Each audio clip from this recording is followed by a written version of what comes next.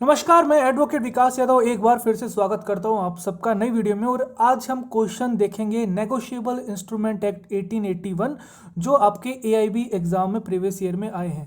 अगर आपने ये सब्जेक्ट अपने एलएलबी कोर्स में पढ़ा है तो बहुत अच्छी बात है, अगर नहीं पढ़ा है तब भी कोई दिक्कत की बात है नहीं, ज़्यादा क्वेश्चन इसमें से नहीं आते। एक क्वेश्चन तो आएगा ही आएगा, दो क्वेश्चन भी आ सकते हैं, दो क्वेश्चन आने की संभावना है। तो आपका जो सीरियल नंबर 17 है एआईबी 18 के सिलेबस में, उसमें ये टॉपिक दिया हुआ है। तो एक अपने स्टूडेंट ने रिक्वेस्ट करी थी कि सर बना दीजिए वीडियो, तो मैं बना रहा हूँ। तो ज़्यादा क्वेश्चन है नहीं, 20-22 क्वेश्चन है, तुरंत देख लेते हैं फटाफट। The negotiable instrument act 1881 came into force on. तो इस टाइप के जो क्वेश्चन है ना, ये डेट के रिगार्डिंग कि भाई एनेक्टमेंट डेट क्या थी या एनफोर्समेंट डेट क्या थी। तो आप देखिए ना, 100 क्वेश्चन आ रहे हैं आपके एग्जाम में, तो 2 से 3 क्वेश्चन आपको देखने को मिलेंगे पक्का एग्जाम में। तो इसका अंदर देख लेते हैं, इसका सी ऑप्शन है 1 मार्च 1882। आप अपना बेरेक्ट खोलोगे, नेगोशिएबल इंस्ट्रूमेंट एक्ट 1881, उसका आप सेक्शन 1 देखिए, उसके अंदर लास्ट लाइन दिख रहे होगे आप, commencement it shall come into force on the first day of March 1882। थोड़ा सा आपको बता दूं, जब भी हम ड्राफ्टिंग करते हैं तो हमेशा हम डेट्स ऐसे लिखते हैं, फर्स्ट डे ऑफ मार्च। ठीक है, तो ये मतलब कैच करने वाली चीज़ है। अगर आपने ड्राफ्टिंग अच्छे से पढ़ी है तो देखना, ये डेट्स को ऐसे ही लिखते हैं ड्राफ्टिंग करते हैं। तो ये मैंने एक्स्ट्रा बता दिया।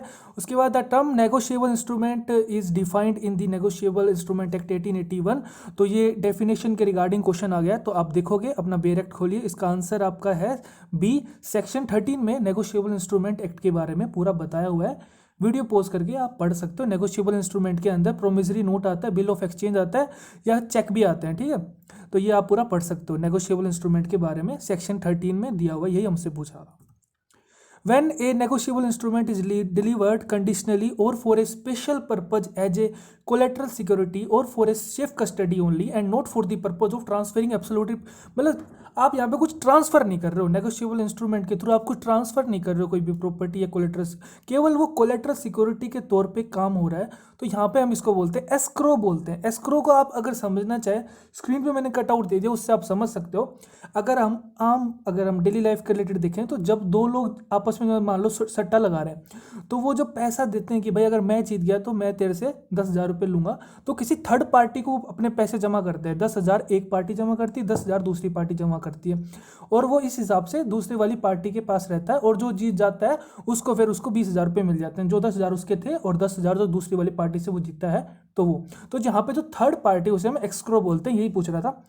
लीगल टर्म में इसकी ये डेफिनेशन होती है। यहाँ पे कोई उसका ट्रांसफर नहीं हो रहा है, नेगोशिएबल इंस्ट्रूमेंट के थ्रू कोई भी आपका प्रॉपर्टी या राइट ट्रांसफर नहीं हो रहा है, बस आपको एक कोलेटरल सिक्योरिटी के तौर पे यूज किया जा रहा है। ये आपका जो सेक्शन 46 है डिलीवरी के रिगार्डिंग, उसके अंदर थोड़ा बहुत हिंट दिया गया है। अगर आप डिलीवरी वाला सेक्शन पढ़ोगे इसके अंदर, उसमें इस बारे में थोड़ी बात कही गई है। आपका नेक्स्ट क्वेश्चन है, which one of the following is a promissory note when A science the instrument. तो भाई सिंपल सी बात है, जैसे मैंने आपको बताया था आंसर कैसे ढूंढना है बेयर एक्ट में, क्योंकि इसके अंदर कोई सेक्शन नहीं दे रखा आपको। ठीक है, तो सिंपल सा आपने इंडेक्स खोलिए, इंडेक्स में आप देखिए कि प्रोमिसरी नोट कहाँ पे लिखा हुआ है। आप देखोगे प्रोमिसरी नोट सेक्शन 4 में लिखा गया है, सेक्शन 4 पे आ जाइए। प्रोमिसरी नोट क्या होता है? प्रोमिसरी नोट एक प्रकार का इंस्ट्रूमेंट होता है राइटिंग में, जो एक अनकंडीशनल अंडरटेकिंग के थ्रू होता है, by the signed by the maker होता है, to pay certain sum of money only to or to the order of a certain person or to the bearer of the instrument. ये हमें पता चल गया प्रोमिसरी नोट के बारे में होता है। थोड़ा सा आप देखोगे तो इसी के नीचे इलस्ट्रेशन लिखी हुई है प्रोमिसरी नोट के रिगार्डिंग। तो जो अपना इलस्ट्रेशन ए है वही इसने पूछ रखा है, आई प्रोमिस टू पे बी और ऑर्डर ₹500। तो आप देखोगे इसके अंदर ये इलस्ट्रेशन है, एच तक इलस्ट्रेशन है, 8 इलस्ट्रेशन थी। तो आप देखोगे जो इलस्ट्रेशन ए और बी है वही प्रोमिसरी नोट है, और illustration C D E F G आपका जो एच है वो प्रोमिसरी नोट्स नहीं है। तो एग्जाम में जो क्वेश्चन आया वो ए के रिगार्डिंग आया, क्या पता आपके एग्जाम में क्वेश्चन ई के रिगार्डिंग आ जाए, एफ के रिगार्डिंग आ जाए, तो क्वेश्चन यहाँ से निकल के आ सकता है। काफ़ी अच्छा कंसेप्ट है, तो ये आप थोड़ा पढ़ लेना पॉज करके आराम से। अपने क्वेश्चन में ये पूछा था कौन सा प्रोमिसरी नोट इसके अंदर है, तो अपना ऑप्शन ए हो जाएगा। क्वेश्चन यहाँ से आया था, मैंने आपको बता दिया। फिर कह रहा है कि भाई कौन सा नेगोशिएबल इंस्ट्रूमेंट में ऐसा सेक्शन है जो नोटिंग के बारे में बताता है। तो नोटिंग के बारे में आपको सेक्शन 99 बताता है, ऑप्शन डी आपका आंसर हो जाएगा। नोटिंग के अंदर क्या होता है कि जब मान लीजिए कोई भी आपका बिल ऑफ एक्सचेंज है या प्रोमिसरी नोट है वो डिसऑनर्ड हो जाता है, तो उसके बाद आप जो नोटरी पब्लिक होते हैं उनसे आप नोट करवा सकते हो कि भाई ये मेरा डिसऑनर हो गया, या तो उसी इंस्ट्रूमेंट पे करा सकते हो या फिर अलग से एक पेपर अटैच करा के आप उसे नोटरी से लिखवा सकते हो, यानी नोट करवा सकते हो। इसी को हम नोटिंग बोलते हैं। Cancellation of crossing is also called. तो कैंसिलेशन ऑफ क्रॉसिंग के चेक्स के बारे में आपने पढ़ा होगा, इस बेयर एक्ट में काफ़ी लिखा हुआ है, लेकिन ये किसने ऐसी टर्म पूछ ली कि भाई आपने थ्योरी पढ़ी है तो आपको पता होगा कैंसिलेशन ऑफ क्रॉसिंग को ओपनिंग ऑफ क्रॉसिंग भी बोलते हैं। Negotiable claim issued by A bank in return for a term deposit is called, ये आपका सर्टिफिकेट ऑफ डिपॉजिट होता है, ये भी थ्योरी बेस्ड क्वेश्चन है। उसके बाद है कि a and fill in the blanks is one which is drawn by one person and accepted by another without consideration, keyword पे फोकस करिए, विदाउट कंसिडरेशन। एक ने किसी दूसरे इंसान को दिया, दूसरे ने एक्सेप्ट कर लिया लेकिन कंसिडरेशन नहीं ली, and merely to enable the drawer to raise money on the bill by discounting it. तो इसे हम क्या कहते हैं, इसे हम कहते हैं एकोमोडेशन बिल कहते हैं। हमसे एकोमोडेशन बिल आप पढ़ सकते हो कि ये किस तरीके से होता है कि विदाउट कंसिडरेशन अगर आप कोई चीज़, कोई इंस्ट्रूमेंट दूसरे को ट्रांसफर कर रहे हो, दूसरा एक्सेप्ट कर ले रहा है और बाद में उसको यूज किया जाता है, ठीक है, तो उसके रिगार्डिंग ये बात है एकोमोडेशन बिल, इसका डी ऑप्शन हो जाएगा। विच provision of the negotiable instrument act discusses about the material alteration of an instrument and its effect. तो जो आपका इंस्ट्रूमेंट है उसके अंदर जो डिटेल्स हैं उसको आप अल्टर कर सकते हो, चेंज कर सकते हो। सेक्शन 87 में इसके रिगार्डिंग बात करी गई, इफेक्ट ऑफ मटेरियल अल्ट्रेशन, यही हमसे पूछा था, मार्क कर देंगे। ये क्वेश्चन, ऐसे क्वेश्चन आप तुरंत कर सकते हो अपने बेयर एक्ट में, सारे सेक्शन मैच करिए। एक चीज़ मैंने आपको बताई थी, ध्यान हमेशा मैच ऐसे करना, जो सबसे छोटा सेक्शन है पहले उसको मैच करना। सब यहाँ पे सबसे पहले आएगा 77, फिर आपका 78, फिर 87, 88। आप ये ऐसे मत मैच करना जो इसने सीक्वेंस दी कि 77 आ रहे हो फिर 88 पे आ रहे हो, ऐसे मत करना। आप देख लेना, निगाह मार लेना, ताकि आपको बार बार आगे पीछे न होना पड़े, एक ही सीक्वेंस में आप पन्ने पलटते रहो। If an instrument may be constitute either as a promissory note or bill of exchange it is. तो हमसे पूछा है इस इंस्ट्रूमेंट को क्या कहते हैं, तो इसे हम एम्बिगुअस इंस्ट्रूमेंट कहते हैं। ये आपका सेक्शन 17 आपका जो नेगोशिएबल इंस्ट्रूमेंट एक्ट 1881 है उसके अंदर साफ साफ दे रखा है, दिक्कत वाली बात कोई थी नहीं। ये भी ऐसा क्वेश्चन है कि भाई अगर आपने पढ़ रखा है बेयर एक्ट डिटेल में तभी आप कर पाओगे। इसके अंदर ना तो आपको सेक्शन पता है, ना इसने इस हिसाब से क्वेश्चन बनाया कि आप इजीली इंडेक्स से ढूंढ पाओगे। तो भाई ये ऐसी चीज़ें हैं जो आपको थोड़ा से ऐसे क्वेश्चंस को अवॉइड करना पड़ेगा एग्जाम में, कि भाई अगर आपने इसको डिटेल में नहीं पढ़ा है तो। At sight under section 21 of negotiable instrument 1881 means. तो भाई अब ये क्वेश्चन आसान है अपने लिए कि भाई सेक्शन 21 खोलना है, बेयर एक्ट पकड़ लो और उसके अंदर सेक्शन 21 खोलोगे तो आप देखोगे कि एट साइट के बारे में बता रखा है और आफ्टर साइट के बारे में बता रखा है। तो हमसे ये पूछ रहा है कि एट साइट का मीनिंग क्या है, तो ऑन डिमांड यहाँ पे मैंने हाईलाइट किया हुआ, वही इसका meaning. Answer B is the right answer.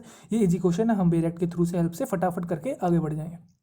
Liability of drawer to compensate the drawee in case of dishonour is primarily provided under. ये भी बहुत इजी क्वेश्चन है, 4 सेक्शन दिए हुए, इन्हीं को मैच करना है अपन को, फटाफट देख लेंगे। सेक्शन 30 में ये लाइबिलिटी ऑफ ड्रार के बारे में बात कही गई है, फटाफट देखेंगे, मार्क करेंगे, आगे बढ़ जाएंगे। ऐसे क्वेश्चन हमें पहले पिकअप करने और इनको ही करके हम अपना निकाल लेंगे एग्जाम, कोई दिक्कत वाली बात है नहीं। The undertaking contained in a promissory note to pay a certain sum of money। ठीक है, तो मैंने आपको बताया था प्रोमिसरी नोट की, जहाँ पे हम डेफिनेशन पढ़ रहे थे सेक्शन 4 में, तो वहाँ पे अनकंडीशनल अंडरटेकिंग होनी चाहिए, कोई कंडीशन नहीं होनी चाहिए। उसके रिगार्डिंग यहाँ पे बात कर रहा है कि वो किस प्रकार की है, तो हमने बी ऑप्शन यहाँ पे मार्क कर दिया, उसको हम करके आगे बढ़ गए। Who are the partners in a bill of exchange. तो यहाँ पे जो बिल ऑफ एक्सचेंज है, पहले हम आंसर देख लेते हैं। आंसर यहाँ पे इसका बोथ ए एंड बी है, ड्रार एंड ड्राई एंड पे। तो ये आया कहाँ से वो समझिए, बिल ऑफ एक्सचेंज के बारे में समझ लेते हैं। तो सेक्शन 5 में बिल ऑफ एक्सचेंज के बारे में बता रखा है। उसके बाद सेक्शन 5 में आप देखोगे तो यहाँ पे जो सेकंड लाइन है इसमें लिखा हुआ है directing a certain person to pay a certain sum of money only to. तो हम यहाँ पे कौन से पर्सन्स की बात कर रहे हैं, कौन से पार्टीज की बात कर रहे हैं यहाँ पे, तो वो इसके अंदर बता रखे हैं। Certain person, the person to whom it is clear that direction is given or that payment is to be made. ठीक है, इन वर्ड्स को फोकस करिए। उसके बाद फिर आप डेफिनेशन में सेक्शन 7 में देखोगे ड्रार और ड्राई के बारे में बता रखा है, ऐसे ही पेई के बारे में बता रखा है सेक्शन 7 में। तो जो ये सर्टेन पर्सन है वो ये आपके ड्रार और ड्राई और पेई की बात कर रहे हैं। पोज करके अच्छे से पढ़ लेना, अच्छा क्वेश्चन था, डिटेल में आपने पढ़ा है तभी आप कर पाओगे। Cheque bouncing cases charge under section 138 negotiable instrument is tried by. तो 138 हमें पता है बहुत यूज होता है, जो नेगोशिएबल इंस्ट्रूमेंट एक्ट के आप केसेस देखते होंगे 138 के रिगार्डिंग हमें ज़्यादा देखने को मिलते हैं। तो ये आपका कौन मतलब ट्रायल करता है, आपका बैंक ट्रिब्यूनल करता है, कंज्यूमर फोरम करता है, मजिस्ट्रेट कोर्ट करता है, सेशन कोर्ट करता है। भाई ये आपका मजिस्ट्रेट कोर्ट करता है। कहाँ लिखा हुआ है, सेक्शन 142 कोग्निजेंस ऑफ ऑफेंसेस में आप देखोगे सब सेक्शन 1 का क्लोज सी देखिए, उसके अंदर दे रखा है कि भाई मजिस्ट्रेट या मेट्रोपोलिटन मजिस्ट्रेट और जुडिशल मेजिस्ट्रेट फर्स्ट क्लास ये इसको ट्राई करते हैं, इससे नीचे की कोर्ट ट्राई इसको नहीं कर सकते। What is the maximum number of partners in banking business. ये क्वेश्चन देखिए वैसे तो कंपनीज एक्ट का है, लेकिन मैंने यहाँ पे इसलिए ले लिया क्योंकि यहाँ पे बैंकिंग की ज़्यादा बात होती है, वहाँ पे करता तो शायद इतना ध्यान से नहीं देखते अपन। तो ये आपका कंपनी एक्ट देखोगे तो उसके अंदर 1956 में भी था और अभी भी है कि मैक्सिमम आप 10 पार्टनर यूज़ कर सकते हो बैंकिंग बिजनेस के रिगार्डिंग। और अगर आप और कोई आप इस प्रकार की फर्म कर रहे हो जो बैंकिंग बिजनेस नहीं है, तो वहाँ पे आप 100 पार्टनर कर सकते हो। The maximum number of members in A partnership firm 100, लेकिन the minimum number of partner should भी कम से कम 2 मिनिमम होने चाहिए। The maximum number of members for a firm carrying banking business, तो वहाँ पे 10 होने चाहिए। तो यहाँ से आपके 3 क्वेश्चन बन सकते हैं, तो इसको थोड़ा सा ध्यान से देख लेना। What is the main objective of section 138 of negotiable instrument act? 138 से ही 5-6 क्वेश्चन आए हैं 20-22 क्वेश्चन में से, तो 138 थोड़ा सा आराम से पोज करके अपना शांति से पढ़ लेना। 138 का आपका ऑब्जेक्टिव क्या है, पूरा पढ़ोगे तो ऑब्जेक्टिव इसका यही है कि भाई जो रिकवरी ऑफ चेक अमाउंट है जो डिसऑनर हो गया है वो हम दिलवा सकें, ठीक है। तो यही आपका यहाँ पे मीनिंग पूछ रहा था। Option C is the right answer. The term holder, अब होल्डर आप देखिए इंडेक्स में जाइए फटाफट देखिए होल्डर आपको कहाँ दिखेगा।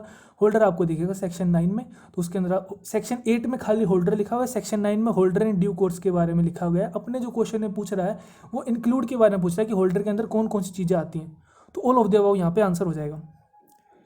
Effect of not negotiable crossing is mentioned under, तो आपका देखिए ये सेक्शन आपका 130 होता है। सेक्शन आप देखोगे चेक बियरिंग नोट नेगोशिएबल, इसके अंदर बात करी गई है। बहुत इजी क्वेश्चन है, अपने बेयर एक्ट खोलिए, सारे सेक्शन मैच कर दिए, उसके अंदर फटाफट करके मार्क करके आगे बढ़ जाइए।